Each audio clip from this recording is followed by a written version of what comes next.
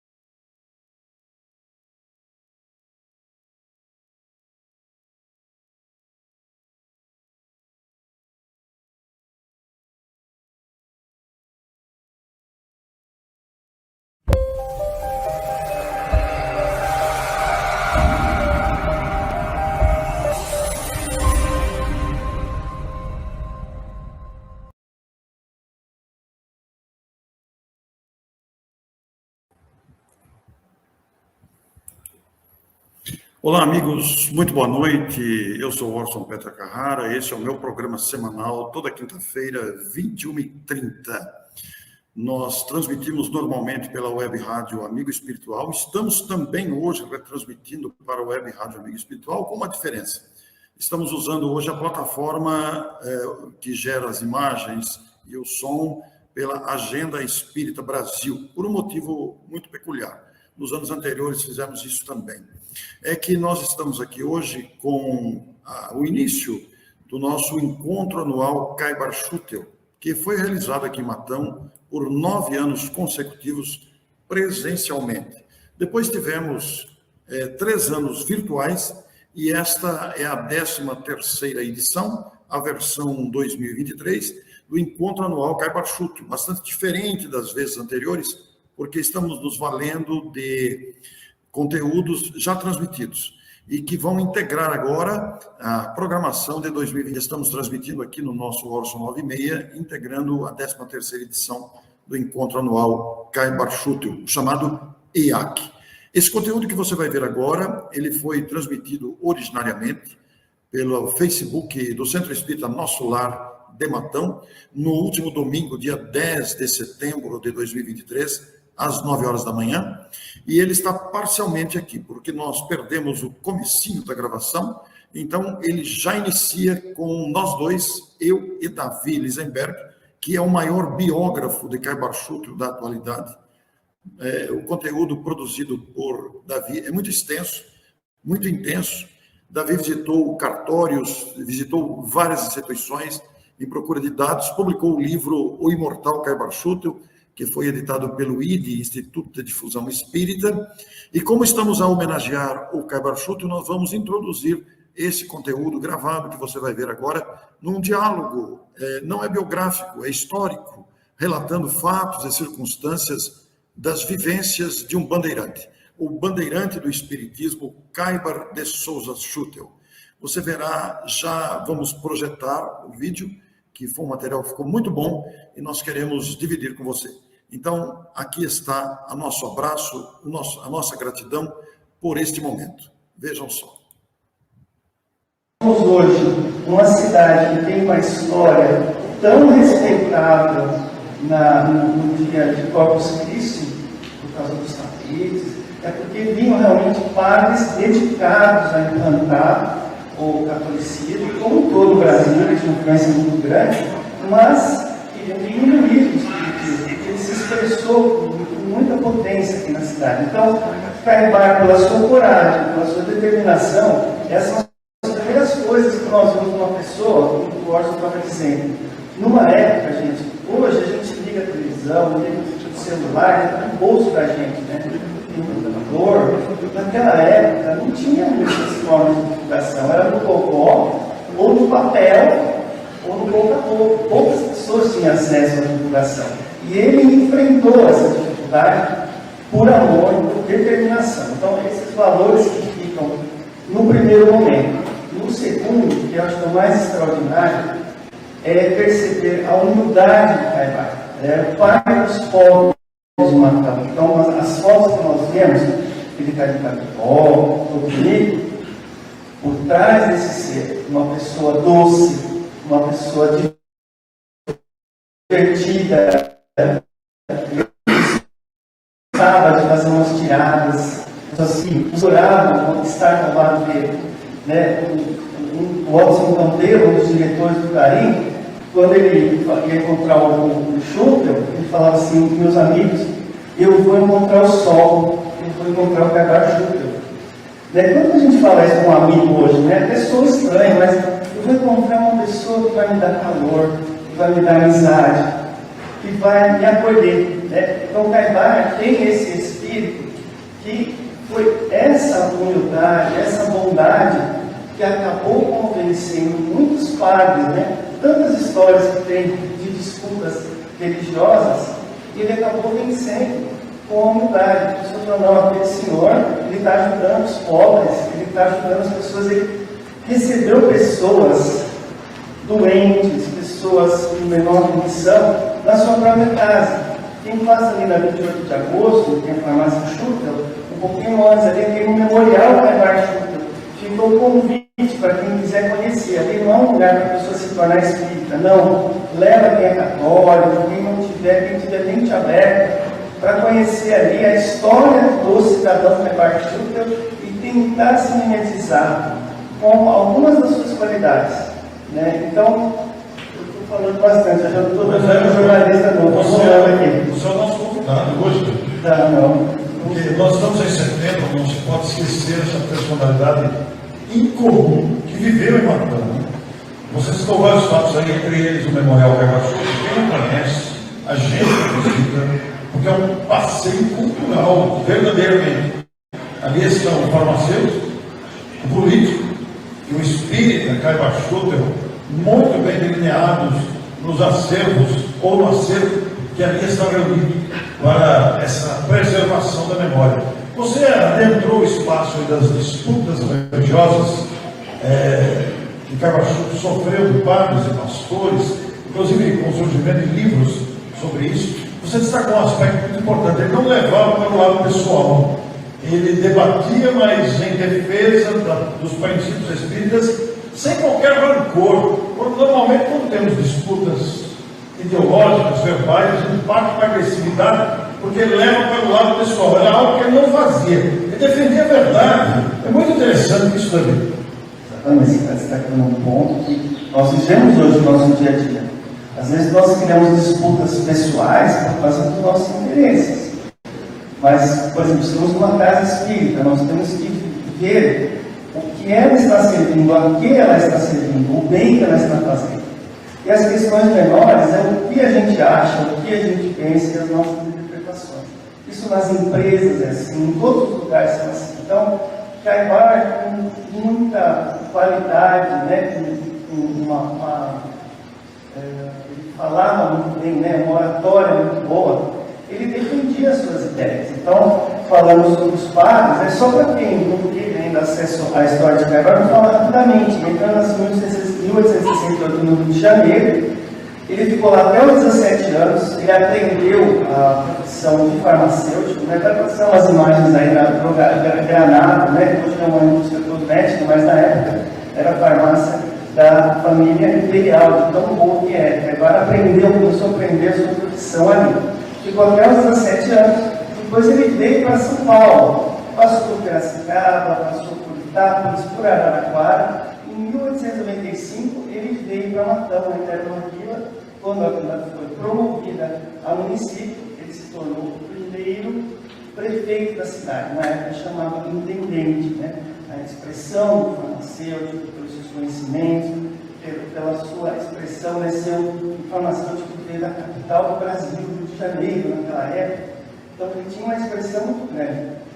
Um destaque, ele era católico, fervoroso, fazia promessas, ele era devoto de Nossa Senhora Aparecida. Ele era muito católico, os pais dele eram católicos. Ele perdeu os pais com 8 para 9 anos de idade, ele perdeu os dois. Né? Então, isso o marcou profundamente. E aqui em Matão, quando ele sentia a presença de seus pais, ele sonhava, tinha sonhos muito verdadeiros com seus pais, ele começou a procurar entender o que acontecia, e aí ele acabou conhecendo o Espiritismo e aí quis divulgá-lo. Foi nesse momento que aquele católico, fervoroso, amigo dos padres, né? Então, o padre, quando o Matão foi fundada, em 1895, trouxeram a imagem do Senhor Jesus das Palmeiras, era um padre, era muito amigo de Caibar, ele vinha realizar missas, né? Porque não tinha uma igreja. Então, o padre, ele vinha 2 vezes por mês, então ele foi fazer um pacote de serviço, fazer a missa, batizar, casamento, fazer tudo. Muito amigo de Caibar. Esse padre desencarnou. Quando entrou o padre Antônio Cesarino, que quem conhece Araraquara vai ver que é nome de avenida, né? Quem vai passar aquela imagem do padre Gordinho, Fortinho, ele era uma pessoa muito poderosa, vamos dizer assim. Os padres tinham um poder muito grande, mas também tinham algumas qualidades de ser briguento, de andar armado e tudo mais. Então, até sido uma situação. Quando esse padre soube que Caibar se tornou espírita, ele mandou recado para o professor Belarmino, que estava dando de troca que tinha, né? A única condição que tinha de Araraquara para cá. Mandou o professor Belarmino falar para o padre que ele tinha se tornado espírita. Ele falou assim: vá lá, fala para o Caibar Schutter que eu vou tirar as contas com ele, vou arrancar o bolo dele para ele aprender quem tem que seguir. Né? E aí, passados 15 dias, o padre veio, porque ele era de cumprir a palavra. Então ele vinha com a carrocinha dele ali pela vicinal, caçando passarinho. Então ele vinha com a arma dele disparou, porque ele se machucou nesse caminho. Então, mas quando chegou lá na farmácia, aqui no centro, em Matão, Caibar falou para sua esposa Mariquinhas: Mariquinhas, o padre está aí, segura que vai acontecer alguma coisa aqui. Aí quando ele saiu, o padre com a mão sangrando, falou: olha, estou com a mão machucada. Tá? Não, padre, vem aqui, vamos fazer um curativo, vem cá, vamos conversar. E o padre ficou na cidade, se hospedou, né, no hotel que tinha, era uma Canhã, que é muito bonitinho, que já não existe mais, né? E aí eles começaram a conversar, tomaram um copo de vinho, e ficaram meio amigos, né? Mas então assim, por quê? Caibar, em vez de recebê-lo, né, com tudo aquilo que estava sendo prometido, ele foi com a bondade dele, né? Então, ele teve algumas discussões. Os livros que Caibar escreveu mais de uma dezena de livros. O mais famoso é o Parábolas e Ensinos de Jesus, mas há outros magníficos livros da autoria desse grande escritor também. Ô Davi, você tem um outro Davi, que é de Pindamonhangaba, também amante desse estudo de Cabachuto, da obra de Cabachuto. Os dois são Davi, deve ter uma história do Davi, deve ter o outro Davi também, é também muito dedicado à história de Cabachuto. Ele está em Pindamonhangaba. Durante um certo período morou aqui em Matão, mas isso faz muitos anos já. E o Davi, ele fez uma live com o Davi na última quinta-feira. E a live durou 2h30. Imagina uma live de 2h30, porque o outro Davi foi falando, conta com uma peculiaridade. O Davi foi falando, tá bom, assim, não, conta mais, porque realmente são histórias que se destacam, né? O Davi, dessas peculiaridades todas da história do Caibar, das suas pesquisas, qual que você gostaria de contar? Você já contou várias aqui, mas dessas peculiaridades são muitas histórias, não é que é impossível nesse espaço de tempo aqui fazer uma live com todas as informações sobre o Caibar. Mas nós estamos em Matão, muita gente de outros lugares do Brasil, do mundo, estão vendo aqui a nossa conversa. Eu mesmo vou exibir essa entrevista no meu programa de quinta-feira, 9h30, para configurar o IAC 2023. Mas dessas peculiaridades, o que você gostaria de destacar? Eu acho que tem tanta coisa. Gente, essa live durou 2h20. Falei, coitado, 2 Davi, e ouvi falar só sobre Caibar, porque eu precisa gostar dele. E tinha que ficar sobreviventes lá, Ele gosta, Davi, não tem pressa. A gente gosta. É porque a gente acha que isso pode ser interessante, pode ser bom, pode inspirar pessoas, né? Então, gente, são muitas histórias. Ele tem muitas histórias, por exemplo, relacionadas aos presos, histórias relacionadas aos animais. Eu não posso destacar assim uma que eu gosto mais, mas, por exemplo, ele ia à prisão, né, a cadeia de Matão, que estava na Rua Barbosa, que ela hoje só existe da época, os dois pilares, né? Que ela fica na Rua Barbosa indo para o sul. A cadeia era ali e era afastada da cidade, né? A cidade terminava umas quadras antes, né? Não é essa maravilha que é hoje. Então, Caibar, a partir de 1914, ele começou em nome do Clarim visitar os presidiários. Então, existem algumas situações que são curiosas, e eu preciso dizer para contextualizar, para a gente entender o que acontecia, né? A gente lê na primeira vez que Caibar ia na cadeia, pegava o preso, levava no centro espírita para tomar passe.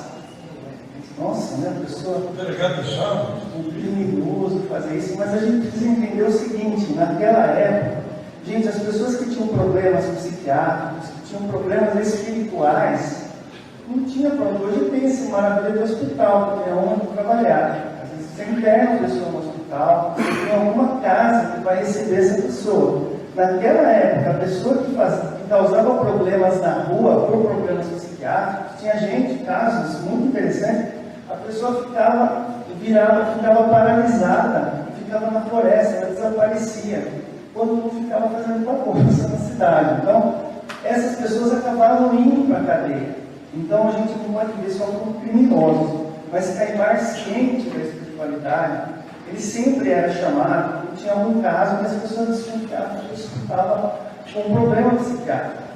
Então, por causa da sua moral, de ele ser resolutivo, né, ele conseguia a liberação do preso ir lá, não tem aquela formalidade, a gente precisa assinar papel, você fazer não sei o que, tem câmera, tem tanta coisa. Não, ele ia lá, conversava, eu posso pegar esse preso e levar ele lá no centro, ia lá, tinha a dona Sinhá, tinha umas médicas, tinha médicas maravilhosas, que ajudavam. Então, ele ia, tomava passe, voltava para a cadeia, às vezes não tinha melhorado, no outro dia ele voltava, tomava passe, e até ficava bonzinho, e o presídio, ele sabe que estava solto, porque ele tinha ficado bom. Por quê? Parou de fazer crime? Não. Ele estava com problemas obsessivos, né?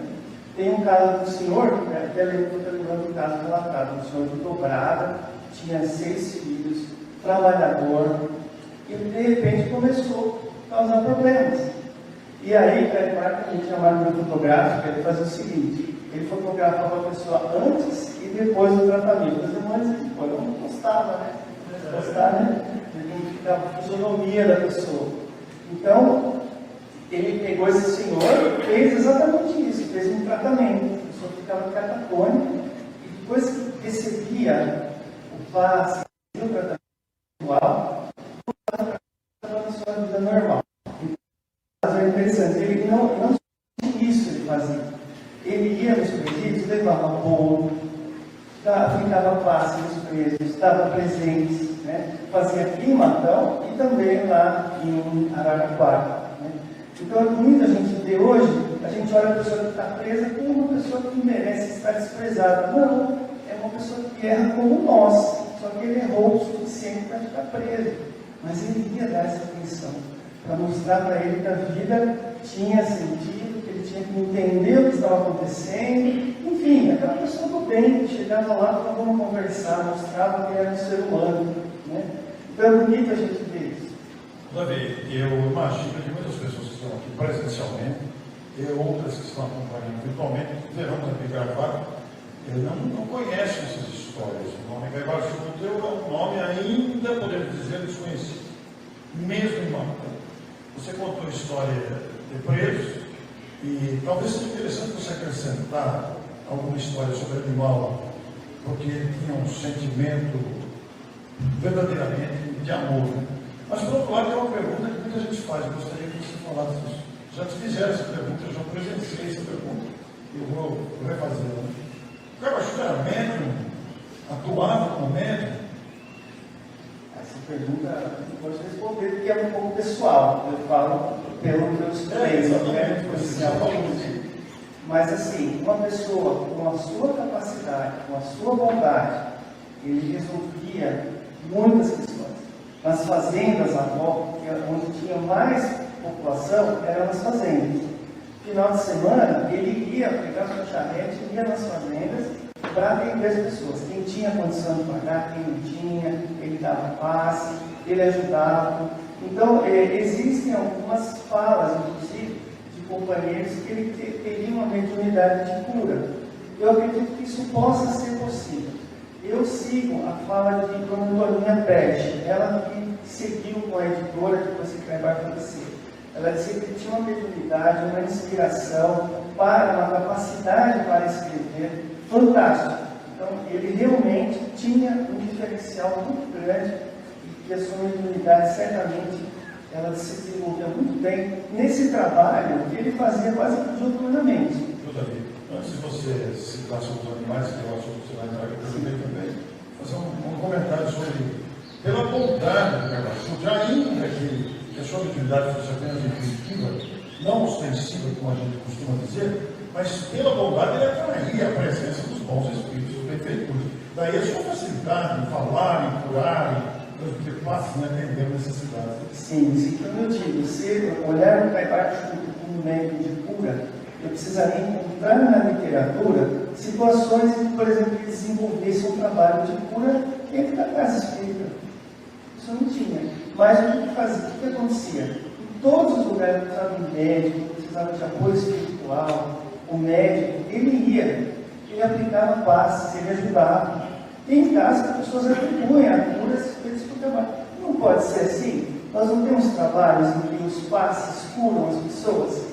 Então, assim, eu não destaco ele como um médium de cura. cura especificamente porque ele tinha muitas coisas para fazer. Mas todos nós temos a capacidade de cura, todos nós nos dispomos a aplicar passes, nós não curamos também. Então, ele, com o seu conhecimento de farmacêutico, ele era chamado para fazer parto, ele cuidava de animais, né? Então, uma pessoa ligada ao ser humano, da forma que ele era ligado, né? Ligado na questão de saúde, não é difícil acreditar que ele pudesse ter realizado curas, né? Mas isso na literatura não existe, por exemplo, essa questão que ele desenvolveu o trabalho. Ele tentou fundar um hospital de caridade. E para quem não sabe, ele deu os primeiros passos para o que é hoje o Hospital Brasil de Rosônia. Em 1911, ele tentou num local, ele atendia pacientes, tinha quantos entraram, quantos saíram, como que foi atendido, né? Mas, gente, imagina você abrir uma casa de caridade de saúde sem ter médico, tinha um médico, né? Mas que devia atender com caridade, era o SUS, né? Não tinha nada. Então, ele ficou um ano com essa atividade, a sociedade estava precisando de um hospital, de um local ligado à saúde. Eles agradeceram a partir de uma homenagem, uma transição disso, né? Quando eles fundaram o hospital, em 11 de maio de 1913, tem lá a assinatura de Caibar Schutel e de outras pessoas, fazendeiros, pessoas com capacidades para desenvolver o hospital. Então, estamos lá, 1913, passaram muitos anos, fizeram rifas, fizeram eventos para poder recolher recursos, mas foram fazendeiros, que hoje tem os nomes deles lá num local específico, em homenagem às pessoas que ajudaram a construir o hospital. Então, ele ajudou, né, nessa parte, tem o nome dele lá. Mas, pela sua ligação à saúde, né, a gente entende que era inevitável ele curar muitas pessoas. Se fosse pelo caminho da mediunidade ou não, pela sua grande capacidade, né? Então, Davi, conta alguma história entre as várias relacionadas a animal.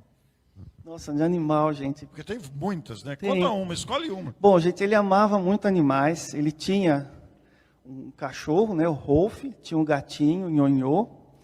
E, gente, eu sei que não é, se for alguém veterinário aqui, pode falar que estava errado. Mas eu vou dizer o que ele fazia na época, pelo seu amor aos animais. Na sala da casa dele de janta, né, tinha uma mesa comprida de madeira, uma parte era com toalha e talheres, o outro lado era vazio. Ali ele punha o potezinho do Nhonhô e do Rolf. Na hora de comer, ele servia os animais e sentava, eles comiam juntos.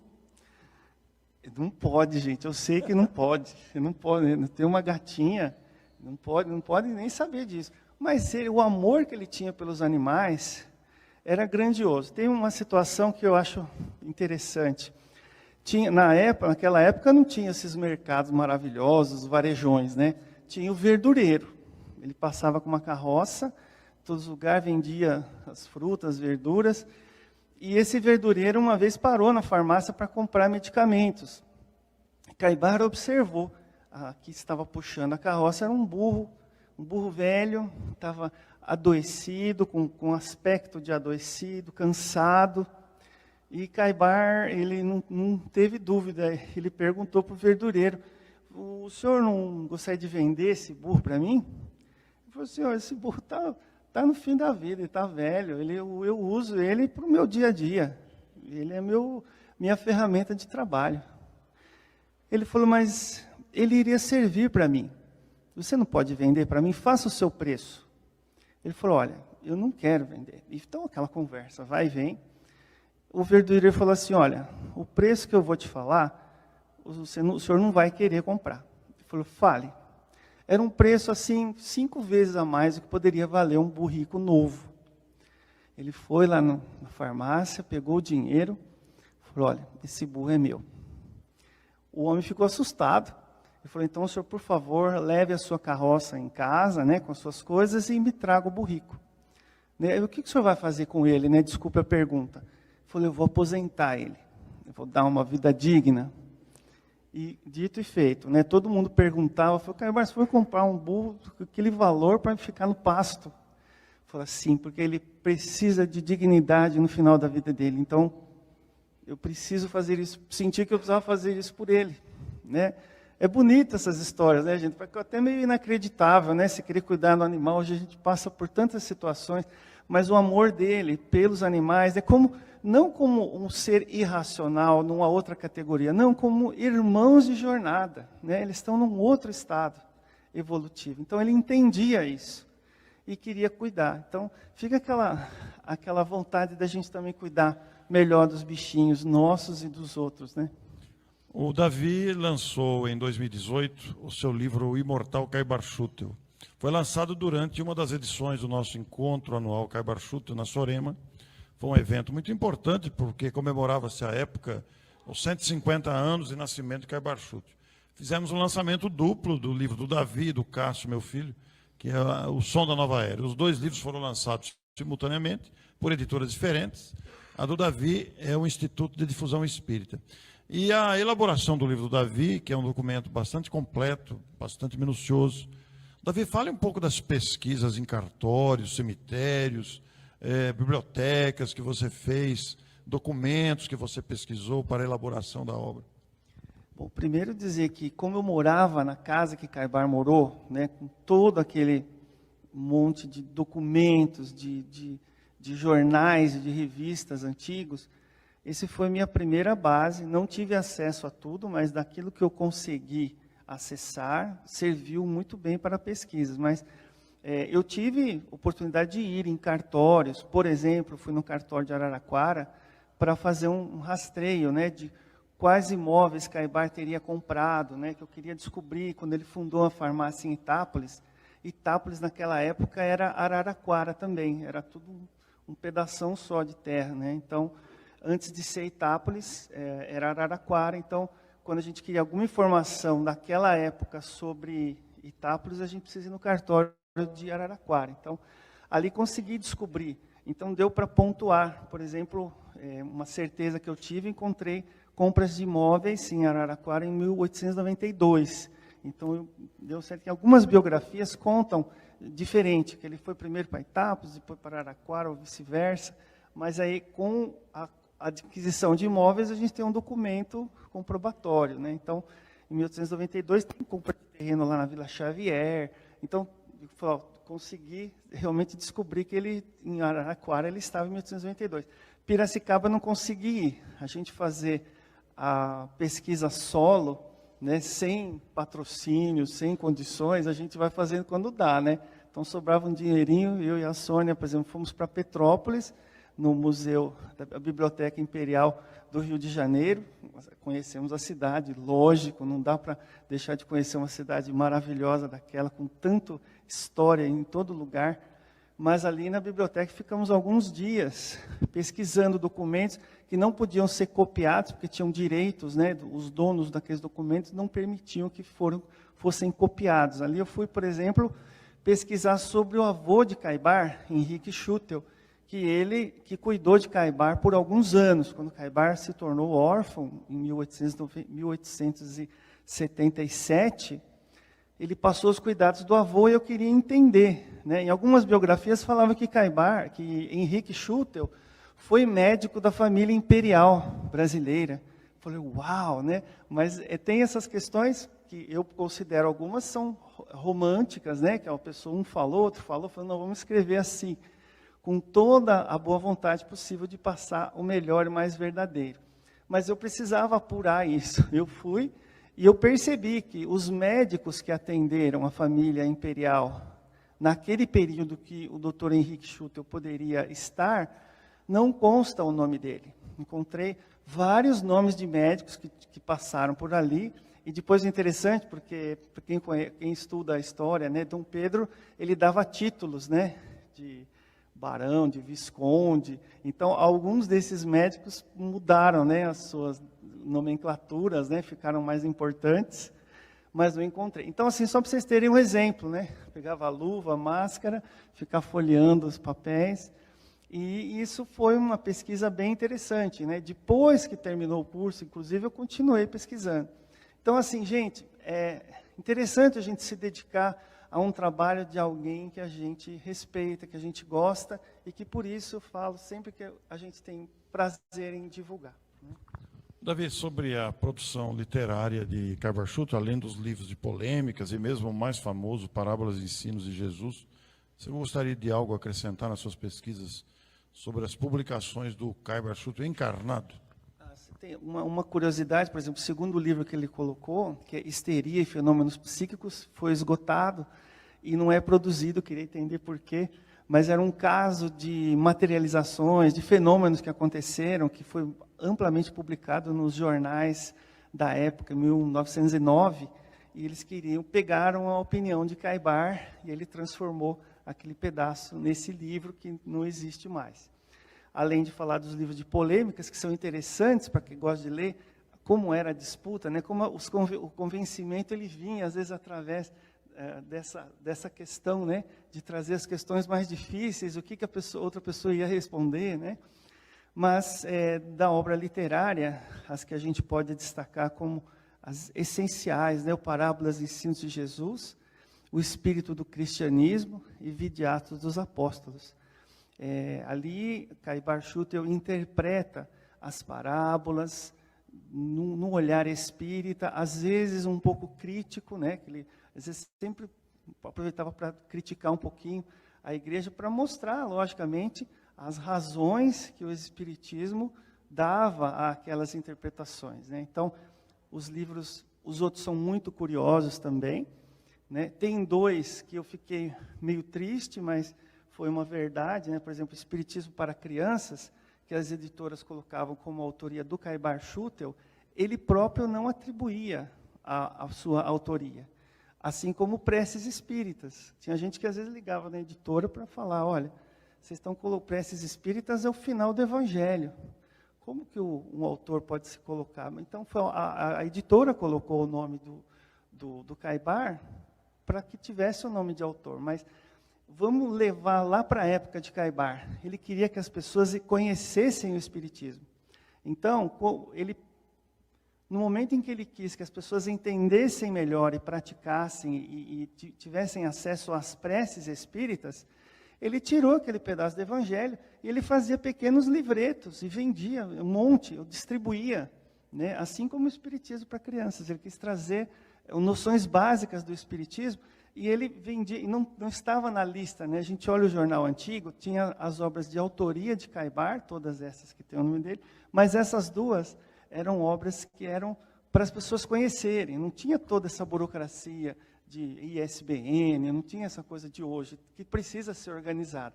Mas naquela época, ele como divulgador, tem livretos que nem são conhecidos e que ele abordava vários assuntos em que ele usava a gráfica para fazer esses cadernos para as pessoas lerem, que, como eu disse, não tinha tela, não tinha nada para as pessoas divulgarem. O rádio começou nos anos 20, né? Então era tudo no papel, e ele aproveitou muito esse recurso para divulgar o Espiritismo e as ideias do bem. Davi, o Caibar fundou uma editora que existe até hoje, continua produzindo, editando livros. Os seus livros continuam sendo reeditados aqui em Matão, vão para o país todo, fora do país, são muito conhecidos, é um nome respeitável do ponto de vista de autoria doutrinária. Mas essa história começou com uma máquina manual que ele importou, né, e depois construiu a sua própria gráfica. Isso é um aspecto muito interessante da sua dedicação, né? Na verdade, essa gráfica, quem for, já estou esperando vocês lá no memorial. Eu sei que eu não trabalho lá, mas eu espero que vocês vão conhecer. Tem que agendar, viu, gente? Não fica aberto, tem que agendar pelo telefone do Clarim. Essa gráfica, essa impressora que o Horst está falando, está lá no memorial. Ela, no começo, era no pedal, porque Matão, até 1909, 1910, não tinha energia elétrica, era no pedal. E era que nem como se fosse um carimbo, né? Punha os tipos, né? Eram todos metálicos, e ele descia, né, como uma tinta, ia fazendo página por página. Então, essa prensa, na verdade, ele trouxe de Taubaté. As primeiras edições do Clarim vieram de Taubaté, porque, imagina, gente, eu quero divulgar o Espiritismo, eu vou fundar um jornal. Ele começou só, ele tinha os temas, E aí ele encontrou numa gráfica lá de Taubaté, uma gráfica que publicava jornais espíritas, porque aqui em Matão, quem tinha gráfica tinha amizade com o padre não deixava, ou era uma gráfica que produzia só jornais católicos. Tinha essa dificuldade, gente. Ele foi encontrar lá em Taubaté esse local que publicava... Naquele tempo não tinha um WhatsApp para perguntar. Meu Deus do céu. Seria bem fácil. Imagina o Caibar hoje com o WhatsApp. Mas era um jornal chamado Alvião, né, que é uma ferramenta que abre, né, abre a terra. Né? Esse jornal de Taubaté também enfrentava muitos problemas, mas eles ajudaram Caibar. As primeiras edições do jornal Clarim vinham de 400 quilômetros daqui? Mais ou menos. Vinham. Só que esse jornal lá em Taubaté não sobreviveu. E Caibar comprou aquela prensa e veio para cá. E aí começou a produzir o jornal aqui. Muito bom, Davi. Agora, fale da família do Caibar. Ele não teve filhos. Quer falar da esposa? Detalhe interessante. Sim, é importante registrar isso, né? Sim, nas lives ou na presencial. Tem uma foto só que talvez tenha passado aí da dona Mariquinhas, Maria Elvira de Souza Schutel. Ela foi a grande parceira de vida de Caibar. Ela já vivia maritalmente com ele. E quando ele fundou o Centro Espírita, em julho de 1905, depois lançou a primeira edição do jornal em 15 de agosto de 1905, no dia 31 de agosto, ele pegou a sua esposa e foi oficializar o casamento em Itápolis, que era onde ela tinha nascido, né, o lugar de nascimento dela. Isso também a gente chegou no cartório lá para pegar a segunda via. E ela foi a grande companheira de vida. Só assim, uma frustração que eu tenho, não encontro muitas fotos dela. Assim como de Caibar também não tem muitas. Mas em Mariquinhas a gente só tem relatos, que foi aquela grande companheira que acompanhou até o fim. Eles não tiveram filhos, todo mundo quer saber se tiveram filhos, mas a gente percebe que a dona Mariquinhas, ela tinha problemas de saúde. Ela chegou a ser diagnosticada com hanseníase, mas na verdade ela tinha lúpus, tinha várias complicações de saúde, e Caibar sempre procurava ajudá-la. E ela, dentro do possível, ela sempre organizava o Centro Espírita, ajudava a fazer comida para os pobres que viviam ali naquele terreno, né? O almoço era às 10 e o jantar era às 5 da tarde, porque não tinha muita energia elétrica, né? Às 10 da manhã almoçava, às 5 da tarde ainda estava claro, era hora de jantar, depois imagina, o pessoal ia dormir bem cedinho, né? Mas eles tinham essa rotina em que a dona Mariquinhas ajudou. Ela faleceu quase 2 anos depois de Caibar, né? Ele faleceu em 1938, ela faleceu em 1940. Pois não.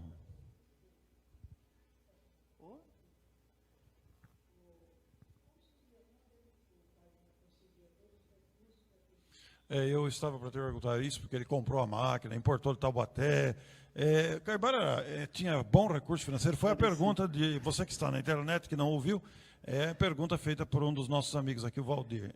Como é que Caibar tinha recurso para fazer o que ele fez? A gente pensar que chovia dinheiro, né? Porque como é que pode, né? Todo ano, no finados, eles produziam mais de 40 mil exemplares e eles iam distribuir no cemitério. E eles faziam edições específicas falando sobre a reencarnação, sobre a vida após a morte, para aqueles que fossem, né, chorar os seus mortos, pudessem receber gratuitamente um jornal que falava que a vida não parava ali no cemitério. Então, assim, como é que ele conseguia tudo isso?